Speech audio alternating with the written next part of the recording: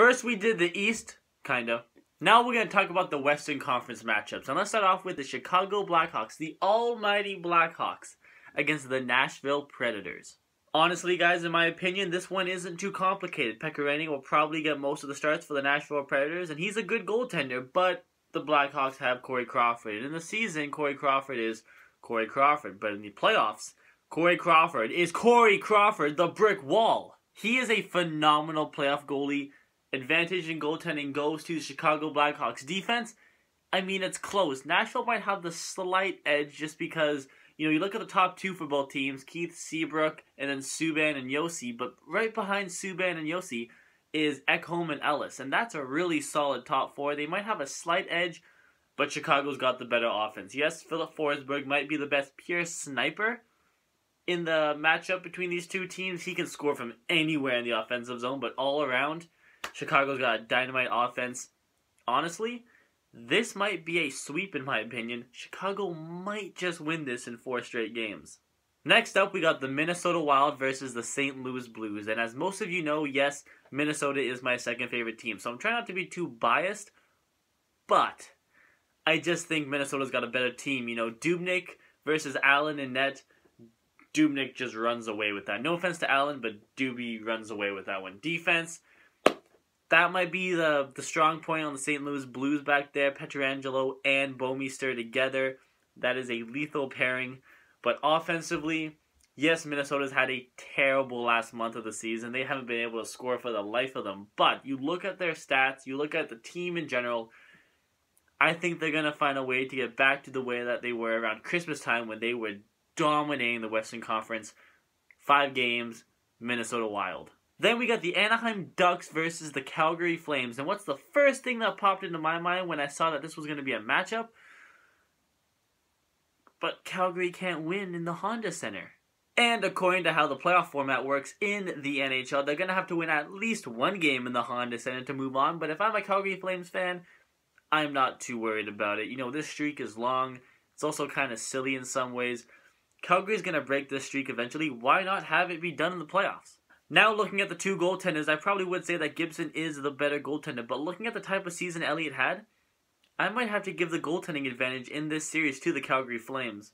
Now, when you just look at defensemen, I might say that the Calgary Flames have the upper hand. But when you look at defensive structure and how many forwards come back and help on defense, Anaheim is way better than Calgary at that. Calgary is young. They are still learning how to play defense, especially the forwards like Goudreau and Monahan.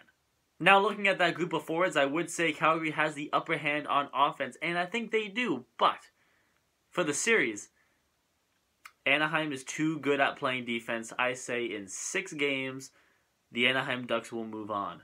Finally, the Edmonton Oilers are in the playoffs. They get to play the defending losers in the Stanley Cup Finals, the San Jose Sharks. Believe me or not, I remember watching the last Edmonton Oilers playoff game. It was in 2006, as we all know, and they were in Game 7 of the Stanley Cup Finals against the Carolina Hurricanes. Now, back then, I had no idea we wouldn't see the Edmonton Oilers in the playoffs for another 11 years, but whatever. Now, back to present-day Edmonton Oilers. You know who my 2 goaltenders were for fantasy hockey this season?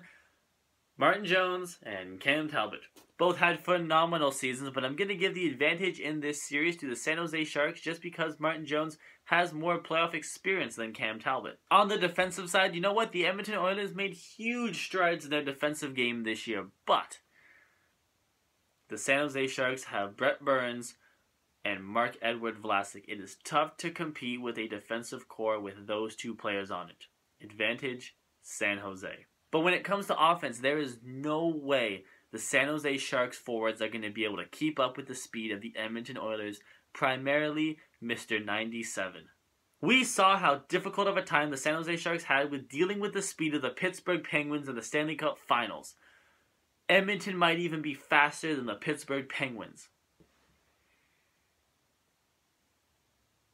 The Oilers might just be fast enough to buy a ticket to the next round of the playoffs. I'm going to say Edmonton wins in 6. So in conclusion, the 4 teams I have moving on to the second round of the playoffs in the Western Conference are the Chicago Blackhawks, the Minnesota Wild, the Anaheim Ducks, and the Edmonton Oilers.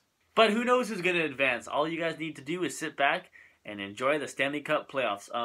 Thank you guys for watching. Please like the video. Please subscribe to my channel. It would mean so much to me. Please like my page on Facebook. It's all about hockey. It's called The Hockey Gods, and the link is always found down below. And please email me any questions, or if you have opinions on the first round matchup, please email me at theshanaclan19@gmail.com. Sit back, enjoy the playoffs, and I'll see you guys next time.